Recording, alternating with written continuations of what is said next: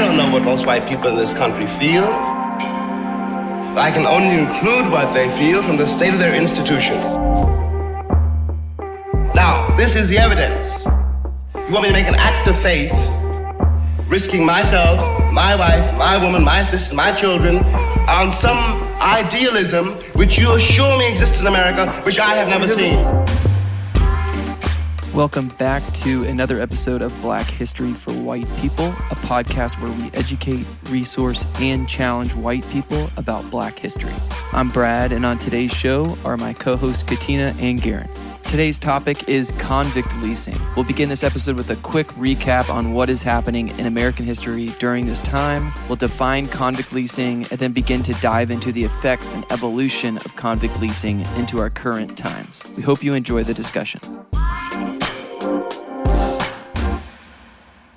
Okay, Garen, paint the picture for us. What's happening in America? What's going on? And before we actually get into what convict leasing is. So I think it's important to understand just how devastated the South was after the Civil War, because that's kind of the context. So during the Civil War, there were 300,000 white men in the South who lost their lives fighting the Civil War. And 300,000, that's like a huge loss on its own, but you have to put that in the context of, like, that was a fifth of white male adults in the South. Wow. In addition to losing a fifth of their workforce, of the white men, the South also lost half of the capital in the South was the slaves who gained their freedom, the enslaved people who gained their freedom. So half the GDP, half of the economy in the South just went away. And then 300,000, so a fifth of the white men died.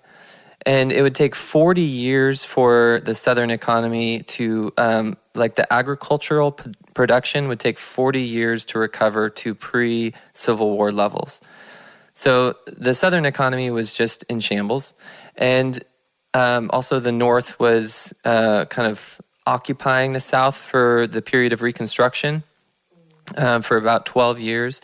And so there was a period, during that time, there was a period of relative calm. There was still like a lot of terrorism, a lot of lynchings, a lot of mass killings as the white Southerners tried to reimpose white supremacy. But it was a period where Black people actually had relative freedom and the ability to start establishing schools and filing for patents and building lives. But the South, the Southerners, in the post-war era, they wanted to reestablish the closest thing that they could get to slavery. Like they didn't ever repent of slavery. They wanted to get back as close to it as they could. And so they came up with 3 different forms of forced labor. And the main one, the worst of the 3, is actually considered by historians to have been worse than chattel slavery of the antebellum era. The worst form was convict leasing. It was the most cruel. And so that's what we're going to get into and dig into. Okay, so what is it? What are the other 2 forms that you kind of alluded to? Yeah, so the other forms, one was debt slavery, in which basically a Black person was made to owe a white person money, either through just false accusations or exorbitant interest rates. And then in owing them money, they would force them to sign contracts that included like forced labor, and sometimes even allowed the white person to whip them and chain them, so as a form of re-enslavement. Okay. And then the third one was sharecropping, which wasn't actually, in most cases, slavery, but it was forced labor oftentimes. Okay. So what made convict leasing worse than, because the first one, the debt slavery, sounds pretty bad. Mm-hmm. So what's the big differences there? So in antebellum era slavery, chattel slavery, pre-Civil War, a slave was actually valuable as a possession. As cruel and terrible as that is to say, the value of a slave actually was some form of protection, because a master didn't want to just kill a slave because again, that was like half of the assets, half of the wealth in the South was the enslaved people. And so masters would be cruel to slaves and sometimes would kill them to make an example of them. But generally speaking, masters didn't want to kill their slaves. During convict leasing, though, basically the system of convict leasing was the system where all kinds of laws were set up to criminalize every aspect of black life, so that a white person could arrest a black person for almost anything. Actually, for anything. They could just make up any charge, and the word of a black person was never believed against the word of a white person. Yeah. So that the only way you were safe as a black person was to have a white person to vouch for you. Basically, you had to have to work under a white master, essentially, so that he could keep the other white people from taking your rights away.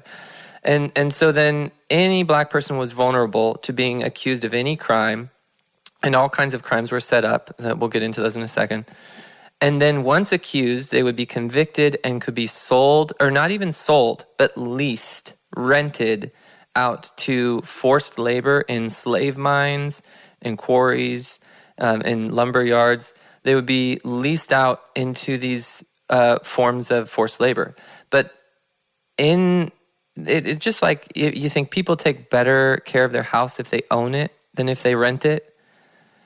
It was the same way where in these slave mines, there was literally no incentive that the slave mine foreman had to keep the black people alive.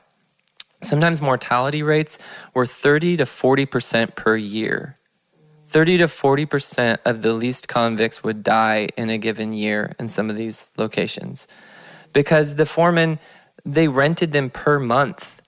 So as long as he lives and they would push them to the edges of human endurance to exact as much labor from them as they could possibly get. And there was no reason to keep them alive. Once they die, you just rent another one. And so it was completely cruel. There was quotas where the enslaved convicts had to, in some of the mines, like the Pratt mines in Alabama, they had to remove 4 tons of coal every day in order not to be whipped. And when they were whipped between 30 and 100 times with rods on their bare backs. And then they were expected, having been whipped like that, to extract 4 tons of coal the next day. They would work from 3 a.m. There's a testimony of one of these convicts who wrote letters out saying he would start working at 3 a.m. to 8 or 10 p.m., just never seeing the light of day except on Sundays, just always living underground or in the dark, and only seeing the light of day on Sundays when they got a little bit of a break. Okay, so that's a little interesting because I was before you even mentioned the Sunday thing, I'm thinking in my head like, where are the Christians during this time, and what are they saying? What are they doing? Are there people trying to stop it? And then then you said Sunday. Like, why did they have Sunday off? Were they given Sunday off? Tell me about that. I mean, they were allowed. I mean, there may have been differences on different sites, but I know for the Pratt mines, they were allowed to attend church. Like these were Christians who were running these operations. And just to say how widespread this was, Southern governments got a full 1/5 of their government revenue from the lease payments of convicts. They would lease them out and gained a full 1/5 of the government revenue through this practice. And that doesn't even factor in the actual product of the labor of the convicts. The convicts built the roads and cleared the swamps and created the bricks and the steel. Like at one point back in that era, steel production was like a huge part of the economy, grew to be a huge part of the economy. And it was black men who were in this convict leasing system who were removing the ore from the ground. And the vast majority of them were not guilty of anything. That's the crazy thing. I mean, you call them convicts, it's convict leasing, so we assume from that that these were people who had committed some kind of crime, right? But first of all, it was misdemeanor convict leasing. What was a huge part of it these were just literally misdemeanors or crimes that were invented as an excuse to arrest people. But some of the crimes that the people who were pulled into the system were guilty of were literally things like spitting on the sidewalk, cussing, gambling, talking loudly in front of a white woman, failing to step off the sidewalk when a white person passed by, just owing money, like not having money to pay debts. But then also laws, the black codes were formed all throughout the South, where basically they created all these laws to oppress black people. And this is where there's like an intersection between convict leasing and sharecropping, because basically in the sharecropping system, black people were exploited. And they created laws that enforced that exploitation. So as a sharecropper, if you were a Southern black person who didn't have education or literacy because you had been born into slavery and you weren't allowed to read or write, and all you knew was how to pick cotton, then in the sharecropping system, landlords, the white people who owned all the capital, they needed black people to work their farms because otherwise your cotton's going to go to waste. They needed black people to continue to pick the cotton. And so what they did is they created this system called sharecropping, where they said, okay, we'll give you this section of land and you'll work it, your own section of land, and then you'll give us you'll split the proceeds with us. So half the cotton goes to you, half of it goes to us because we own the land. But then what happened was the white landlords were super unjust and unfair. The white landlords only allowed the sharecroppers to sell, in most cases, only allowed them to sell the cotton back to the landlord, at whatever price they offered to pay for it. And the black codes, they made it a crime for black people to try to sell their cotton to someone other than the landlord. So what's going to make the landlord pay a fair rate if he knows that it's a crime for you to try to sell your cotton to someone else? And then they made it a crime for you as the sharecropper to go to another landlord and ask to be one of his sharecroppers. They made it a crime. I mean, imagine trying to work for a boss and trying to get a raise if he can make it a crime for you to look for employment elsewhere. They made it a crime for you to get a job somewhere else unless you had a note from your landlord releasing you from your work. They made it a crime to try to leave town. They made it a crime. Vagrancy was a crime. They made it a crime to not work on Saturdays. Wow. If black sharecroppers took Saturday off, they could be charged with vagrancy and sent to slave mines.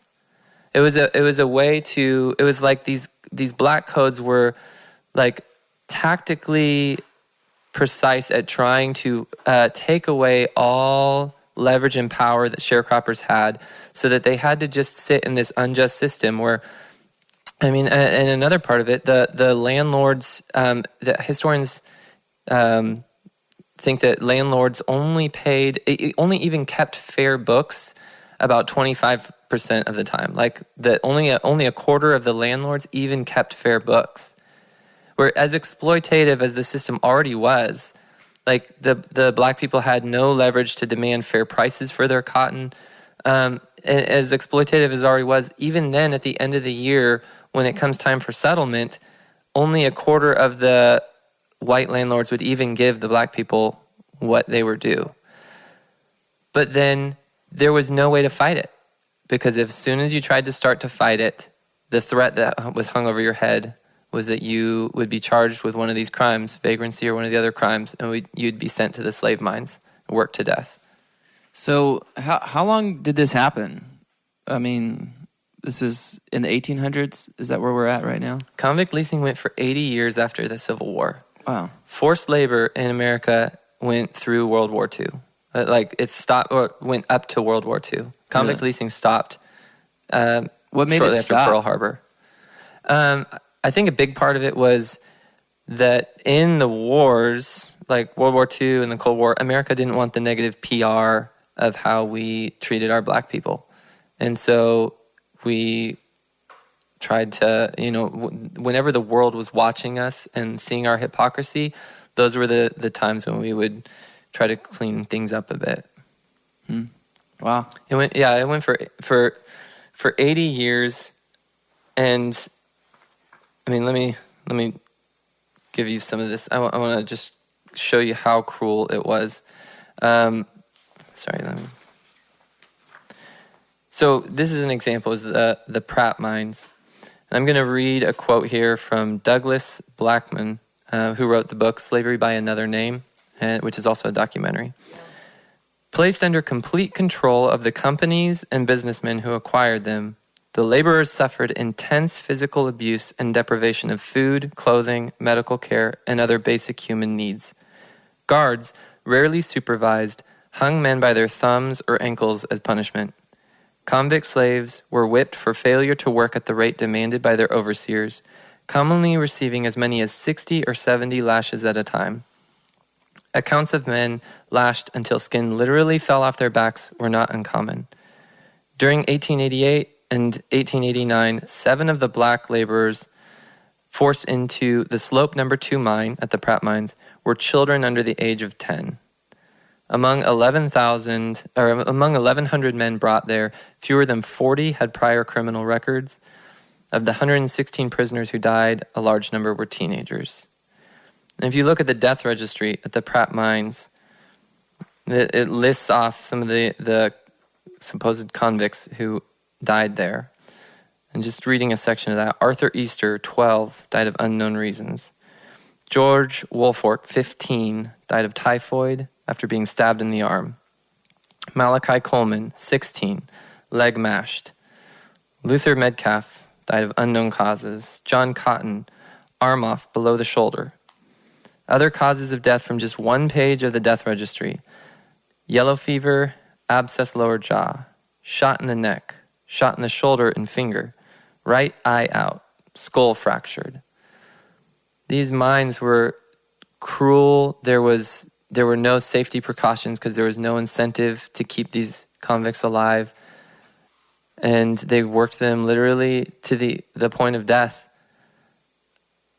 And that helped fund the creation of the Southern economy. It was a huge part of the what created the Southern economy and industrialized it was this system. And then it was also used as a stick, as a cajole to oppress black people throughout the South for 80 years. Okay. I mean, that's a lot and really heavy. I'm assuming the reasons we didn't hear about this in school is probably just out of embarrassment, and we just don't want it. We don't want people to know it happened. But I'll probably always come back to this view that a lot of white people have is like, okay, so convict leasing ended World War II, so less than 100 years ago. Mm-hmm. And, that's a long time ago. It's over. It happened. Why does it, it's illegal now. So why is it important to know that happened? Or maybe like a lot of people probably are thinking that doesn't affect me. Mm-hmm. So talk about that. Talk about some of the effects, or, why is it important that we even knew that convict leasing happened? Well, and I want to give some context because, like, my parents picked cotton in rural Tennessee, and my family, if convict leasing ended in the 40s, there's reports that convict leasing, slavery, abusive sharecropping, that was going on even through the civil rights movement. People were still being kept in chains and being enslaved to plantation properties. So this is through my parents. Like, my parents were born in the 50s, and their parents, that was those things were very common in their parents' generation. So my grandparents' generation, that was very common. My parents were, coming up through the end of that. That's very relative. Like, that is not just something that happened, a long time ago, in a faraway time and space. It's very, very recent.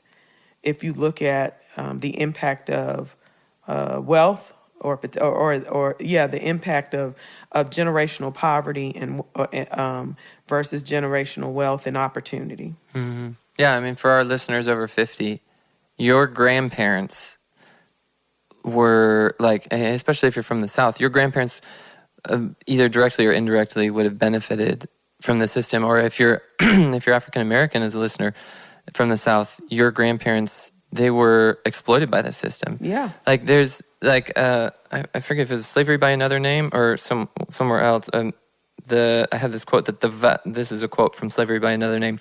The vast majority of black people who remained in the South, and this is during mass migration, who remained in the South all the way through the 1940s, were trapped in some form of exploitative system to trap them in their labor. Yeah.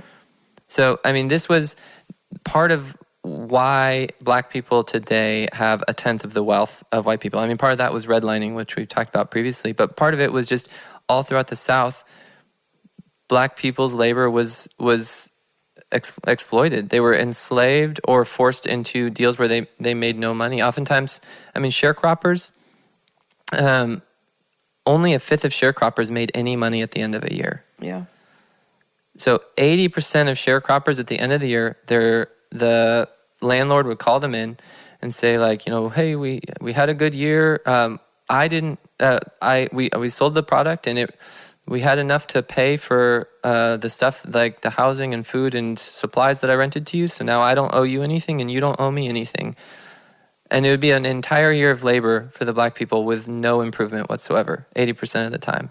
Or even worse would be that the landlord would call them in and say, like, hey, we sold the cotton for $140, but you owe me $170 because of all my implements that you rented. And so now you owe me another $30, and it's going to be at 50% interest rate, or at 50, 70, or 90% were like the typical interest rates that they would charge.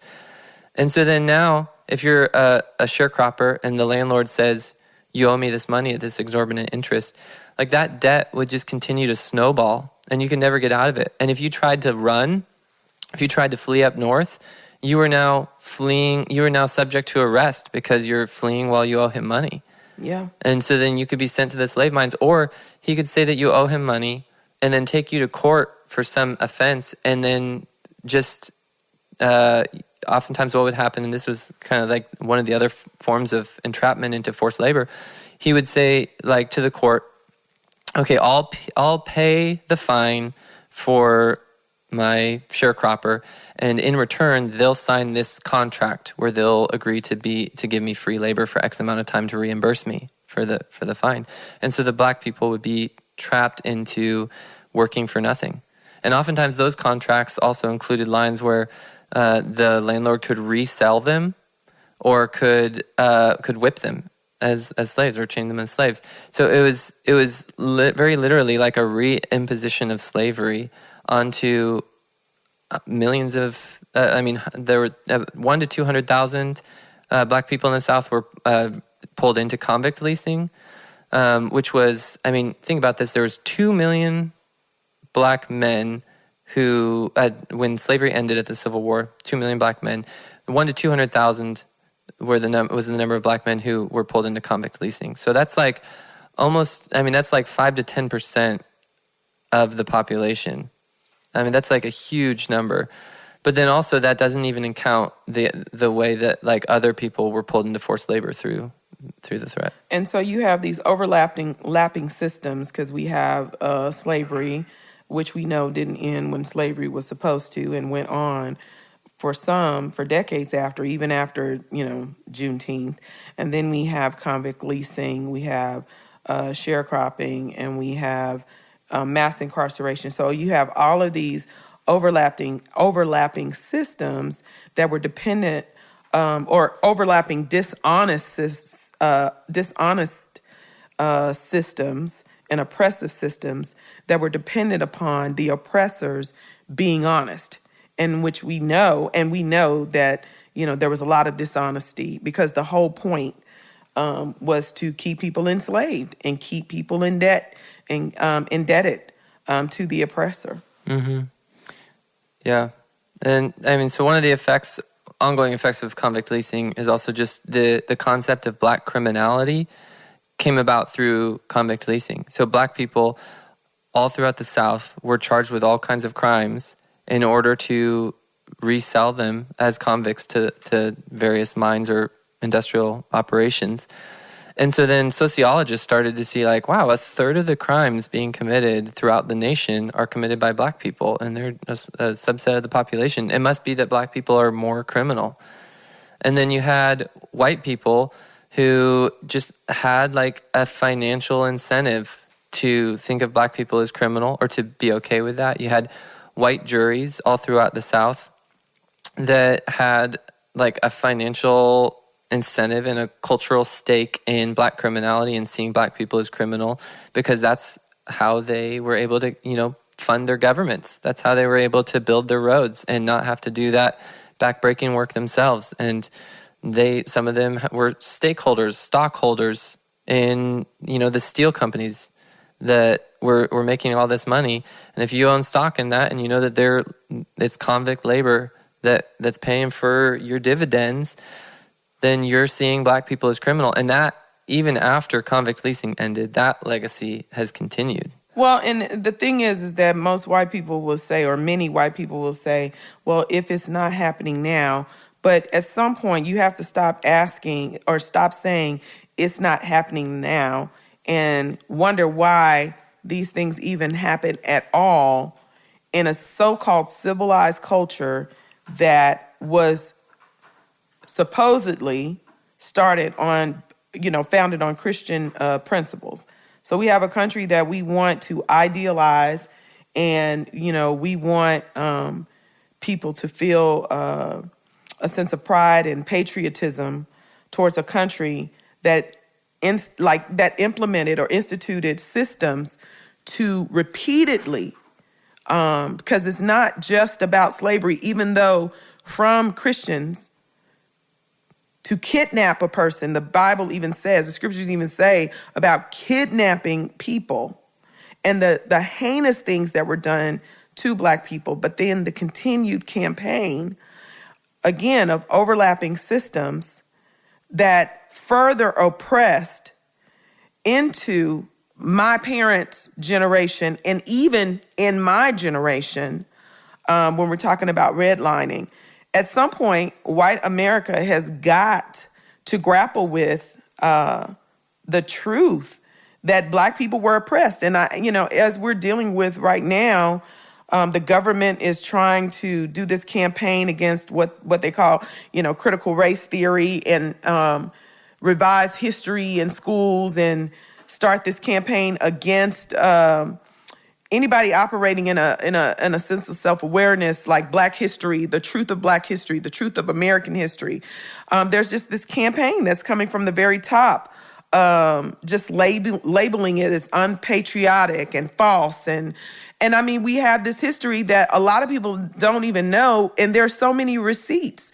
There's so much documentation, because not only was this hateful stuff happening, but it was very well documented. There were books written. There were letters written. This is how people primarily corresponded with each other, is through letters. So you have all this documentation, and you have, even in the census records, you have all of this stuff that's right here in plain sight.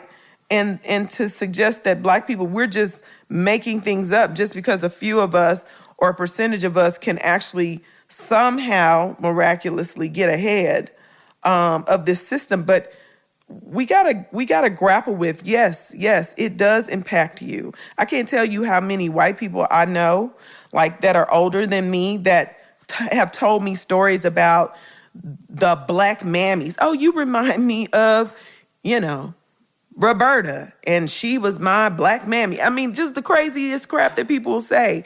Or they will tell white people remembering stories that they remember, like in some nostalgic, those were the days since. And as they are sharing these stories with me, I'm clearly seeing the oppressive system. Like, that their family got to benefit from. I've heard this I hear this all the time from older white people that want to go down memory lane, and that, seeing my black skin has triggered some memory of some black person in their life that their family oppressed. This is not just something that, happened a long time ago. This is something that has happened and is continuing to happen.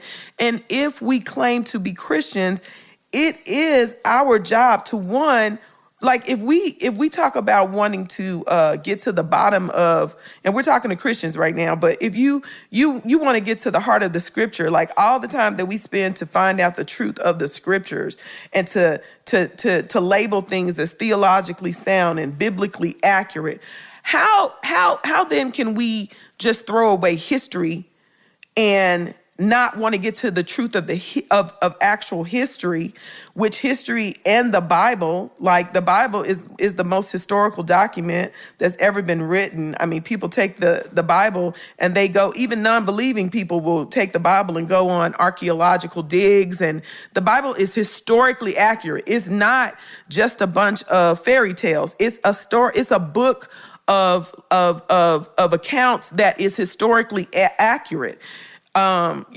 Even Jesus's death on the cross, like there are key witnesses that write about the account. There are people who are outside of Christianity that have written about Jesus's death and even his resurrection.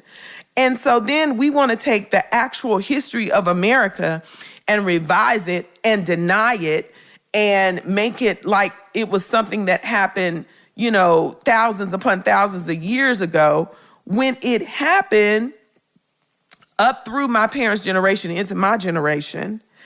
And we're still feeling the ripples of that now. And we haven't dealt with the heinous, horrible, the horror and the terror of it all. We still haven't dealt with that. We still haven't made it right. And we're still seeing blood being poured out in the streets. Like Christians, how do we reconcile that? How in the world can you reconcile that? That's the question.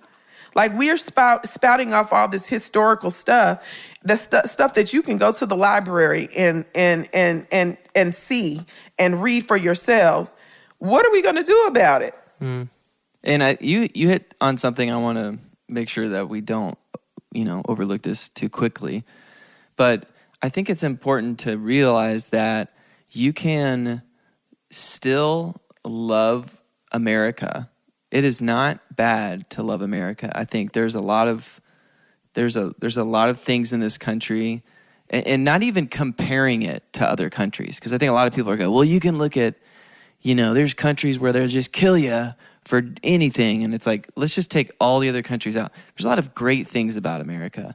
But I just don't know. And Garen, maybe you can help speak to this, but it's like, you can actually love America by knowing her past. And that's not just revealing someone's past doesn't mean you don't like them or that you don't even appreciate them. And honestly, I think there's like this weird U-shaped graph where you actually probably get more appreciation in some ways of knowing more appreciation of somebody by knowing more of their past. Mm-hmm. And so I just don't want to overlook that of like, just because America, just learning what actually happened, what Katina said, go to your library, read the books, there's receipts. Just it was not founded on Christian principles. It just wasn't. And so it's just important to know that you can say that and not hate America. Like, that's not what we're saying when we're talking about these things. Because convict leasing, this is something I don't know until you're talking about it. I don't really know much about it. Like, in a lot of ways, even what you said, it's almost worse than enslaving people. And I think that you can easily go, man, gosh, America's so bad, because we did these things. And it's like, what we're not saying is America is the worst country in the world. There's a difference there. You know what I mean? Of just loving something and confronting it versus loving something and pretending like everything was great. Yeah. So I think patriotism, in as far as it's like a method for us to love others who God has put us in the same country with, is like a great thing because it can be a vehicle for love and camaraderie with other Americans. So like if you're traveling the world, and I've done this, like in another country, I see an American, it's like automatically there's some kind of like connection and affinity there. And like as much as patriotism is a vehicle for love, that's a good thing. But when it becomes a reason why you become defensive and don't want to know the bad things that America has done and deal with those honestly, then it's like, what are you doing? Like if patriotism is like deliberately blinding yourself to America's past flaws, and that like affects you, it affects how you interpret the world today. Like if you, it's like you said last week, Brad, that, or maybe this is 2 episodes ago, that either you have to think that black people are just inherently less smart or inferior, or you have to recognize that there are systems in place that have like oppressed black people throughout American history. And so like knowing the history is very relevant to how you interpret the state of black people in America today. And like if you don't know about redlining, then you see ghettos and you think like, oh, they're poor because of just like inherent black criminality. But then you're drawing the wrong conclusion because you've not been willing to like deal honestly with the history. And once you deal with it, then it's like a whole different picture appears, and it makes it apparent what's needed today to make America better. Just as far as the receipts, I mean, in Alabama alone, hundreds of thousands of pages of public documents from this period attest to the arrests, subsequent sales, and delivery of thousands of African Americans into mines, lumber camps, quarries, farms, and factories. And to quote Douglas Blackman again from Slavery by Another Name, he said, "The South's legal system was totally corrupt. The justices of the peace found people guilty who were not guilty, getting a kickback for pushing black men into slavery. If they wanted a man convicted of any particular thing, they would just find a justice of the peace who would work with them." And then he talks about and documents how the convictions of black men of crimes were not just random or sporadic, but there was an uptick of convictions of black men for crimes anytime the cotton picking season was coming up, or whenever there was a labor recruiter who was about to come to town looking to buy lease out any convicts, then local jurisdictions would all of a sudden find crimes to charge black people with. And I mean, this goes into the idea of black criminality, of like justice and how our justice system is or isn't fair. I mean, this is astounding. From the end of Reconstruction to 1966, there was exactly one white person who was convicted of first-degree murder of a black person. Only one. There were like 10,000 lynchings during that time. And that's just the public lynchings. That's not all the murders. Yeah. That's not all the people who disappeared or were killed. Yeah. There was one conviction. So, I mean, just think how the degree to which the American court system, especially in the South, but all throughout America, did not protect black people is like, I mean, that's just like an astounding statistic that shows it. And that's up to 1966. That's really contemporary with like our lives. Like people from then were alive today. And so then if you know that, then all of a sudden facts today, all white juries today are still used to convict black people. Like it's still a common strategy that prosecuting attorneys will use their peremptory strikes to remove all black people from juries. And all white juries statistically are 16% more likely to convict a black defendant of a crime than a jury that has even one black person on it. Yeah. And that's something that continues to today. And if you don't know the history, then you don't see how you have inherited some of these biases that have passed down. And once you start to see the history, you can see them all throughout today. And yeah, they're like tamped down a little bit today. but it's like some of the same dynamics, this like assumption of black criminality that existed back then so clearly that once you recognize it in history, you can see how it filtered into our worldview today. And that's a good point, because it's something we were even discussing earlier today before recording, is the idea that there are people that will say, even in the case of like Breonna Taylor, and there's even still kind of some stuff going on with that case. It doesn't even seem to be completely over at this point. But like, there are people that point to that and go, well, you know, there was a grand jury, and they didn't indict anybody, and so they'll say things like, well, was justice not served? And it's the idea that, well, they went through our justice system, and our justice system said that they're not guilty, and so that means that they're not guilty. And can you speak to that? Because I wrestle with that, because I see our system as being so messed up. Even that statistic you said, one white person getting, would we look back then and go, would that same person who would say, well, was justice not served, would they say that 55 years ago when this happened? Like, there's this idea that a lot of white people will just think that our system is perfect, and our system is outside of, you know, being affected by enslavement, convict leasing, and that it's this almost perfect third-party judge to tell people whether or not they're guilty. Well, and they'll even say, well, our system isn't perfect, but, and I think that's the more dangerous thing than even saying that it's perfect, because saying it's perfect, we know is a lie. But to say it's imperfect, we don't always get it right. But that word "but" encompasses so much blood and so many lives impacted. And America is willing to to hang their hat on that big but. That's a big but. Like, those three letters encompass so much death and trauma and terror, and like and America is okay with that, because occasionally it gets it right.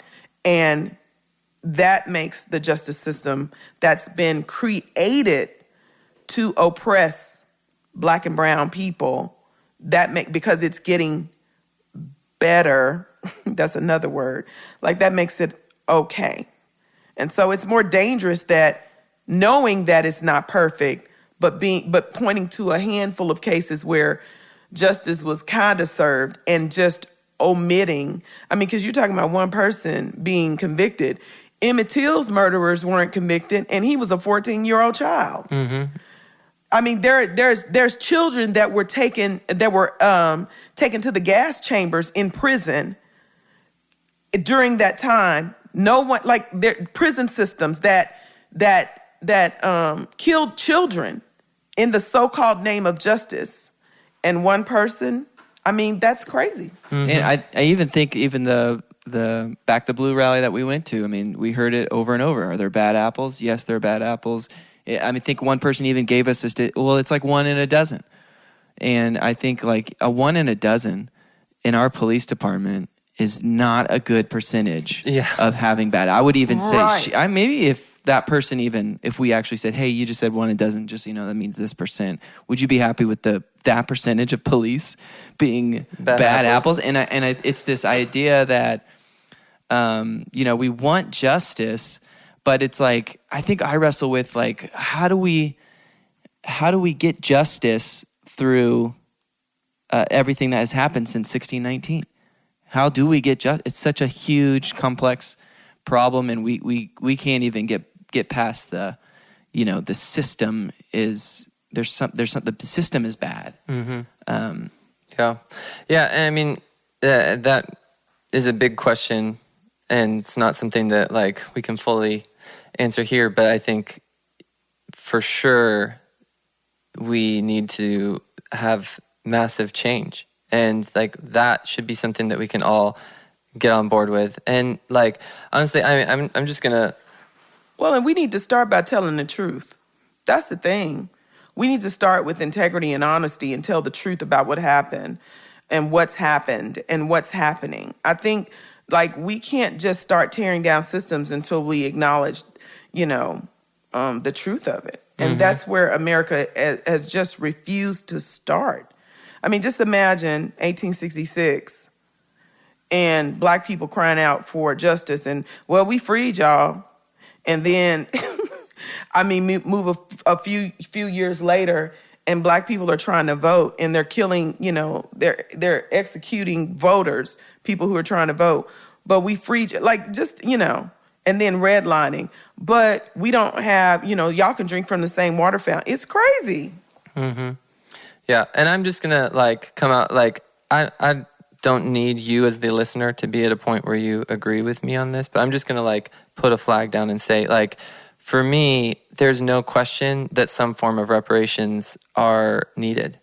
And I think people argue against that and say, first of all, they'll say, this happened way back in, hundreds of years ago. Why is it fair for me to pay? But just realize, some of this is super recent, and it goes all the way through today. We talked about redlining, that's the wealth gap that exists today is because Black people weren't allowed to buy homes in the suburbs, and that continues through today. And then, enslavement didn't end until World War II, and people from that are, people are alive today who inherited. So, first of all, just to realize it's a way more recent thing. And also, I think the government is responsible for having deprived Black people of their rights all throughout this area. It was governments that were leasing convicts out. It was state governments. It was local governments. It was the federal government that was forbidding mortgages to Black people and not allowing suburbs to sell homes to Black people and making sure they had restrictions in place and residential covenants in place where nobody could sell to Black people. And so the federal government is responsible for the harm and the damage. And I think we are not fully for me, it's I don't my story in this world is not primarily about me having as much money as possible. If that were the case, then we have a financial bribe on ourselves to not want reparations as white people, because it's it's going to cost something to create a world that's actually undoes some of the harm that has been inherited into today. And reparations, I think a lot of people just think of reparations as monetary transfer. And I don't think that, I think that's a lot more sticky, whether reparations comes in that form, or I think a lot of reparations could happen just through the government giving favorable interest rates to Black people who weren't allowed to buy homes before, so that they have the ability to buy homes that they couldn't buy, or the government funding inner city education in a way that's just and fair and actually gives children growing up in these previously redlined districts access to the education and the help they need, or giving loans to Black entrepreneurs so that they can start businesses because they have been discriminated against and not able to start businesses, or their businesses were firebombed or closed down throughout much of history. There's a lot of things that we need to actively be doing as a society in order to say that we're actually repentant. And I think for Christians, I don't see how we could not be on board with that. If we really say we live in this narrative that's about God's kingdom coming and bringing justice for the, all throughout the Old Testament, there's pages and pages of verses about justice for the poor and the immigrants and the weak and the least of the loving the least of these. Whatever you do for the least of these, you do for me. How can we not get behind a system that's seeking to give every God-given, every image bearer the potential to pursue dreams and realize who God made and designed them to be, and right have now, dignity. Yeah, right now, American poverty. Put it this way, it's hurting all of us. How many Einsteins and Mozarts and Steve Jobs do we not have because they were born into American poverty with Black skin and didn't have access to equal education or a computer or a piano? Or their patents were stolen, or their work was, the credit for their work was taken. Yeah.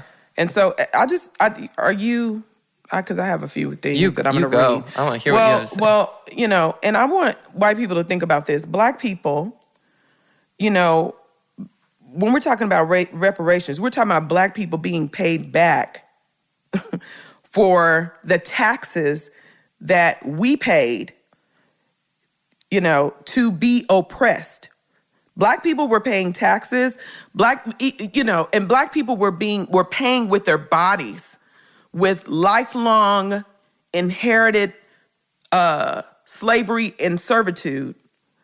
And we were paying taxes to be oppressed. Black people paid money into systems that were upheld to oppress them.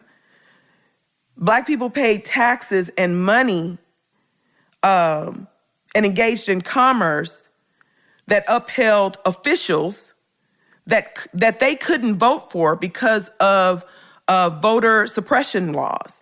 And, I love Fannie Lou Hamer. And she died 5 years after I was born. Fannie Lou Hamer was an activist in Mississippi. She was a sharecropper, and you need to look Fannie Lou Hamer up. She suffered abuse under the sharecropping system. She was sexually assaulted under white supremacy. Her daughter died because the local hospital, refused to care for her daughter because Fannie was an activist during the civil rights movement. Fannie was imprisoned and beaten almost to death for trying to vote. She never fully recovered from that beating. And she was sexually assaulted during that beating. And I'm going to quote her because I feel like she says it best. She said, "You see, the flag is drenched." She says drenched, but the word is drenched, but she says drenched. And I love the way she says it. She said, "The flag is drenched with our blood because you see, so many of our ancestors was killed because we never accepted slavery. We had to live on it. We had to live under it, but we never wanted it. So we know that this flag is drenched with our blood." So what the young people are saying now, give us a chance to be young men, respected as a man, as we know this country was built on the black backs of black people across this country. And if we don't have it, you ain't gonna have it either, because we gonna tear it up. That's what the people are saying. And people ought to understand that. I don't see why they don't understand that. They know what they've done to us. All across this country, they know what they've done to us. This country is desperately sick. And man, it's on the critical list. I really don't know where we go from here. I think that says it all. And that was said in 1968. And it still applies in 2020.